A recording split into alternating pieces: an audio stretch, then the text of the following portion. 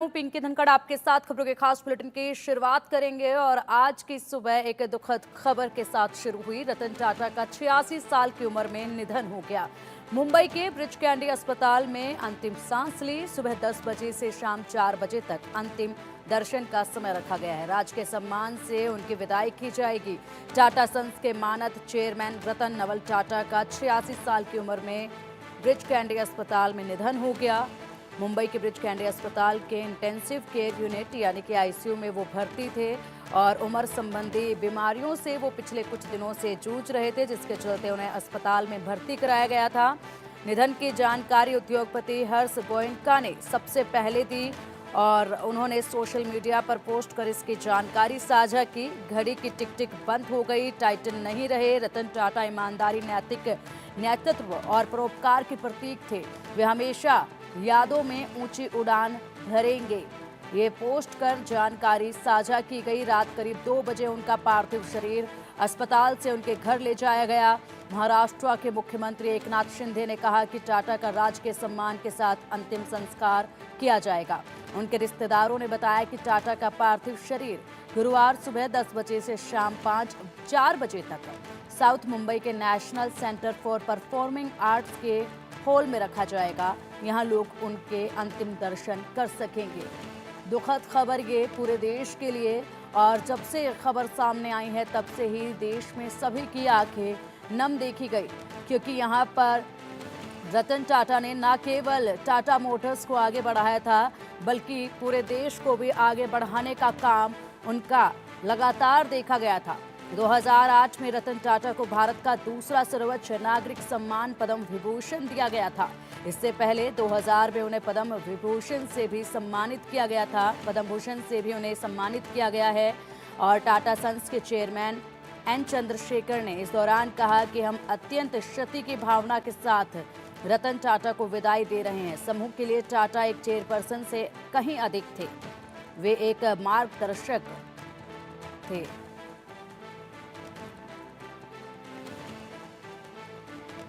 तो 86 साल की उम्र जिसमें निधन हुआ रतन टाटा का, लेजेंड कहे जाने वाले रतन टाटा, जिन्होंने न केवल कारोबार को आगे बढ़ाया बल्कि पूरे देश की उन्नति के लिए हमेशा वो तत्पर नजर आए।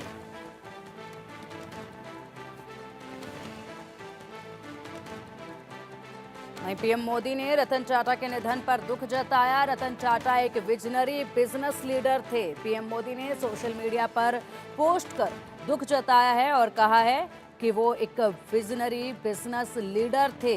तो देखिए, जैसे ये खबर सामने आई उसके बाद से लगातार सोशल मीडिया पर दुख जताने के लिए पोस्ट भी नजर आने लगे। भारत ने एक ऐसा आइकॉन खोद किया है जिन्होंने कॉरपोरेट ग्रोथ, राष्ट्र निर्माण और नैतिकता के साथ उत्कृष्टता का मिश्रण किया। पद्म विभूषण और पद्म भूषण से सम्मानित रतन टाटा ने टाटा ग्रुप की विरासत को आगे बढ़ाया और न केवल इस विरासत को आगे बढ़ाया बल्कि पूरे देश की तरक्की के लिए हमेशा ही उनके कई ऐसे अहम कदम देखे गए और हर चीज़ को वो बारीकी से देखते थे। उसके बाद कोई ना कोई कदम उनके द्वारा ज़रूर उठाया जाता था। सोशल मीडिया पर काफ़ी एक्टिव रहते थे। कोई भी वीडियो या पिक्चर उनके सामने आती थी तो उसको लेकर उनके काफ़ी दिलचस्प अंदाज में सहयोग भी जो हैं वो देखे गए थे। किस तरीके से, किस दिशा में वो काम करते थे, ये सबने देखा। और चलिए, अधिक जानकारी के लिए हमारे सहयोगी नीतीश झा हमारे साथ जुड़ गए हैं। नीतीश, देखिए, काफ़ी दुखद समय है ये, क्योंकि देश ने एक ऐसे लेजेंड को खो दिया है जिन्होंने ना केवल टाटा मोटर्स को आगे बढ़ाया बल्कि पूरे देश में ही वो तरक्की के लिए जाने जाते थे। जिस कदर उनके एक एक कदम देखे गए थे उसको लेकर काफ़ी कुछ उनकी ऐसी बातें हैं जो हमेशा ही चर्चाओं में रही थी।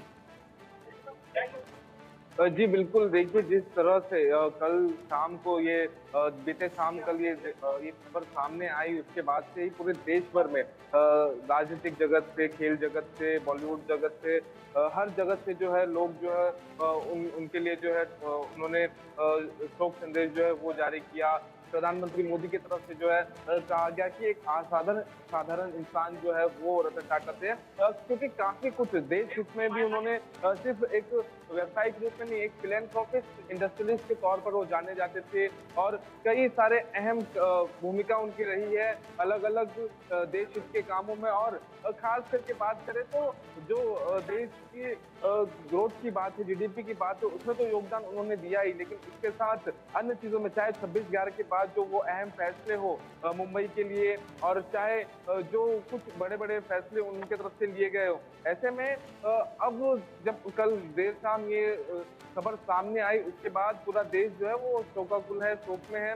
और एकाएक ये खबर अचानक आने के बाद अब कहीं ना कहीं लोग जो है वो उनके अंतिम दर्शन के लिए जो है उनके घर पर पहुंचेंगे। यहाँ पर मैं उनके मुंबई स्थित निवास स्थान पर मौजूद हूँ, जहाँ की मैं आपको तस्वीरें दिखाऊंगा। यहाँ पर जो है अब पुलिस व्यवस्था जो है वो कड़ी कर दी गई है।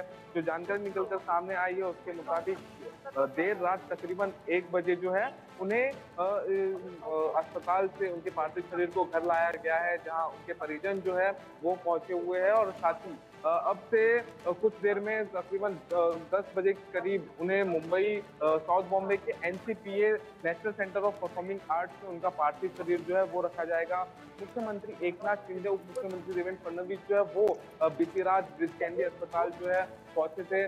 उन्होंने जो है अंतिम दर्शन जो है वो उनका किया। वहां पर मुकेश अंबानी जो एशिया के सबसे अमीर है, व्यावसायिक है, बिजनेसमैन है, वो पहुंचे थे बीते रात मुंबई के ब्रीच कैंडी अस्पताल। आपको बता दें, जब सोमवार को भी ऐसी खबरें सामने आई कि बीमार होने के कारण, गंभीर रूप से जो है बीमार होने के कारण रतन टाटा को ब्रीच कैंडी अस्पताल में भर्ती कराया गया है, तो ऐसे में उनके तरफ से खुद सोशल मीडिया पर इस तरह पोस्ट किया गया कि उनकी सेहत जो है वो ठीक है, वो रूटीन चेकअप के लिए पहुंचे। क्योंकि देखिए अंतिम समय भी रतन टाटा जो है वो किसी भी तरह से वो जो है अपने चाहने वालों को, अपने अनुयायी को जो है चिंता में नहीं देखना चाहते थे, इसलिए उनके तरफ से जो इस तरह का जो है ट्वीट किया गया था। हालांकि लगातार उसके बाद जो है ऐसी खबर थी कि वो अस्पताल में ही भर्ती थे। और कल देर रात जब इस तरह की जानकारी सामने आई कि उन्होंने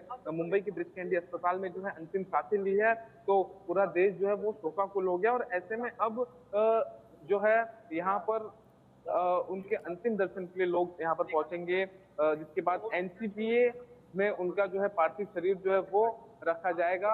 और वहां पर जो है बड़े बड़े राजनेता जो है वो पहुंचेंगे, वो उनके अंतिम दर्शन के लिए पहुंचेंगे। और जब कल मुख्यमंत्री एकनाथ शिंदे यहाँ पहुंचे थे, ब्रीच कैंडी अस्पताल पहुंचे थे, तब उन्होंने ये भी ऐलान किया कि राजकीय सम्मान जो है वो इनका किया जाएगा, रतन टाटा का किया जाएगा। और साथ ही जो सारी प्रोटोकॉल्स होते हैं वो फॉलो किए जाएंगे। और साथ ही जो मुंबई पुलिस है उनकी तरफ से कहा गया है कि कड़ी सुरक्षा के बीच में राजकीय सम्मान जो है उनका वो किया जाएगा। जी बिल्कुल नीतीश, इसी के साथ अगर बात की जाए उनके स्वास्थ्य को लेकर, अभी उम्र संबंधी समस्याओं से वो जूझ रहे थे और ब्लड प्रेशर उनका लो बताया गया था, जिसके चलते वो अस्पताल में पहुंचे थे। रूटीन चेकअप वो बताया जा रहा था। इससे पहले भी क्या कोई हेल्थ इशू ऐसा निकल कर सामने आया था? कोई ऐसी जानकारी अगर आ रही हो सामने? जी देखिए, रतन टाटा काफी हेल्थ कॉन्शियस थे, काफी फिट थे, काफी अपने हेल्थ पे जो है ध्यान देते थे। लेकिन धीरे धीरे उम्र के साथ जो है कई बार उनके स्वास्थ्य को लेकर जो है शिकायतें सामने आ रही थी, लेकिन कभी भी इस तरह से जो है एकाएक वो बीमार नहीं हुए थे। हालांकि जब सोमवार को उनका बीपी लो हुआ, ब्लड प्रेशर लो हुआ, उस वक्त उन्हें मुंबई के ब्रीच कैंडी अस्पताल भर्ती कराया गया था। और कुछ देर में जब मीडिया में और न्यूज में जब खबरें चली तो उनके तरफ से इस बात का जो है खंडन किया गया। हालांकि ऐसी भी जानकारी थी कि वो उसके बावजूद जो है वहां से जो है डिस्चार्ज नहीं हुए थे और वहीं पर थे, और वहीं पर वो भर्ती थे, उनका इलाज चल रहा था। और जिसके चलते वो जब कल रात को जो है उनकी सेहत जो है ज्यादा खराब हुई और उन्होंने उस अस्पताल में जो है अंतिम सांसें ली। इन सब में ये बात ये रही कि जो उनके चाहने वाले हैं वो लगातार उनकी सेहत को लेकर जो है अपडेट लेने की कोशिश कर रहे थे, जानने की कोशिश कर रहे थे क्या रतन टाटा ठीक है नहीं है। इसलिए हर जगह जो है अलग अलग तरह की बातें चल रही थी। हालांकि जो उनकी तरफ से जो पोस्ट किया गया था सोशल मीडिया पर, उन चीजों को लेकर भी बात चल रही थी कि उनके तरफ से खंडन किया गया है कि अफवाह है। लेकिन जब ये बात कल रात को सामने आई, उसके बाद पूरे देश को इस बात से पूरा देश जो है अब कहीं ना कहीं दुख में है। बिल्कुल नीतीश, इसी के साथ ये भी जानना चाहेंगे आपसे, क्योंकि अभी आप मुंबई में मौजूद हैं और रतन टाटा के आवास पर तमाम तैयारियां जो हैं उनके अंतिम दर्शन के लिए की गई हैं। अंतिम दर्शन का समय भी एक तय किया गया है, उसके बाद ही उनका अंतिम संस्कार किया जाएगा। किस तरीके का सिलसिला वहां पर अब लोगों की आवाजाही का देखा जा रहा है, किस तरीके की तैयारियां पुलिस प्रशासन द्वारा भी उनके आसपास के इलाके में की गई हैं? जी बिल्कुल, मैं आपको यहाँ पर अगर तस्वीरें दिखाऊंगा, आप तस्वीरों में देखेंगे तो आप यहाँ पर जो है मुंबई पुलिस की तरफ से जो है ये रतन टाटा जी का जो है बंगला है, निवास स्थान है जहाँ वो रहते थे। और ठीक इसके सामने जो है यहाँ पर पुलिस की तरफ से जो है व्यवस्था की गई है, मुंबई पुलिस की तरफ से कड़ी व्यवस्था की गई है। जो दंगा नियंत्रण दस्ता है वो भी उतारे गए हैं ताकि जो है सब कुछ सही हो। किसी भी तरह से जो है इस पूरे काम में जो है इस पूरे अंतिम उनके लास्ट राइट्स में जो है किसी भी तरह से कोई बाधा ना हो, सब जो है ठीक ठाक तरीके से हो। और इन सब के बीच में कहीं भी किसी भी तरह से जो है उनके चाहने वाले जो है वो भावनात्मक होकर कहीं कुछ गलत ना करे, इसलिए यहाँ पर पुलिस की तरफ से भी देख सकते हैं आप तस्वीरों में कड़ी व्यवस्था जो है यहाँ पर उनके ठीक घर के सामने जो उनका निवास स्थान है, उनके निवास स्थान के ठीक सामने यहाँ से तकरीबन जो है 600 से 800 मीटर की दूरी तक जो है बैरिकेडिंग भी की गई है। और जगह जगह जो है मुंबई पुलिस के जवान जो है वो तैनात है, उनके तरफ से निगरानी रखी जा रही है। और उनके मुंबई पुलिस की तरफ से बीती रात जो है इस बात की भी जानकारी दी गई कि इस पूरे चीज को लेकर जो उनके लास्ट राइट्स को लेकर जो है पूरी तैयारियां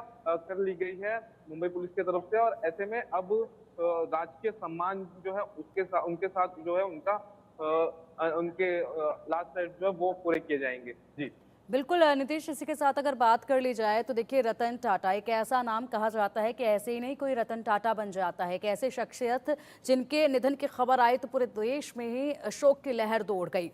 वो ना केवल एक अच्छे बिजनेसमैन थे जिनका कोई मुकाबला नहीं, बल्कि एक ऐसे इंसान थे जो कि देश पर कभी भी कोई भी मुसीबत आई, चाहे वो सुनामी हो, चाहे वो कोरोना काल हो, उस वक्त सबसे आगे नजर रहने वाले भी रतन टाटा ही रहे अगर उनके कामों को याद किया जाए तो। बिल्कुल, देखिए रतन टाटा 1937 में जब उनका जन्म हुआ था टोनी टाटा और नोएल टाटा के घर में, तब हालांकि जब वो छोटे थे उसी समय उनके माता पिता अलग हो गए थे। उनके दादी ने उनकी परवरिश की थी। और ऐसे में शुरुआती दौर में पढ़ाई कर कर जब वो अमेरिका पहुंचे, कॉर्नेल यूनिवर्सिटी से उन्होंने डिग्री ली और फिर वापस भारत लौटे, तो उन्होंने महज अपनी करियर की शुरुआत जो है एक आम कर्मचारी के तौर पर जो है टाटा स्टील में अपनी शुरुआती दौर में उन्होंने काम किया और बारीकी से जो है काम को सीखा। और उसके बाद मात्र 21 साल की उम्र में जो है उन्होंने बतौर चेयरमैन जो है कार्यभार संभाला। और ऐसे में लगातार जो है उन्होंने टाटा ग्रुप को लेकर जो है टाटा ग्रुप की ग्रोथ के लिए जो टाटा ग्रुप की उन्नति के लिए लगातार काम करते रहे। और इस बीच में वो देश के लिए भी और आम लोगों के लिए भी जो है लगातार काम करते रहे। आम लोग जब जब कभी संकट में आते थे या देश जब कभी संकट में आता था, चाहे वो कोरोना काल हो, चाहे वो सुनामी हो, चाहे इस तरह की कोई भी ऐसी संकट की घड़ी हो, तो उस समय सबसे पहले जो है रतन टाटा की तरफ से कोई ना कोई बड़ी सुविधा या कोई ना कोई बड़ा ऐलान जो है वो किया जाता था। चाहे वो डोनेशन हो, चाहे वो फ्री इलाज हो जो आम नागरिक के पास इलाज के बिल्कुल नीतीश, रतन टाटा जो कि अपनी दरियादिली के चलते लोगों के लिए एक बड़ी प्रेरणा बने और आज उनके चले जाने पर पूरे देश में शोक की लहर है। फिलहाल शुक्रिया आपका इन तमाम जानकारियों के लिए। बढ़ते हैं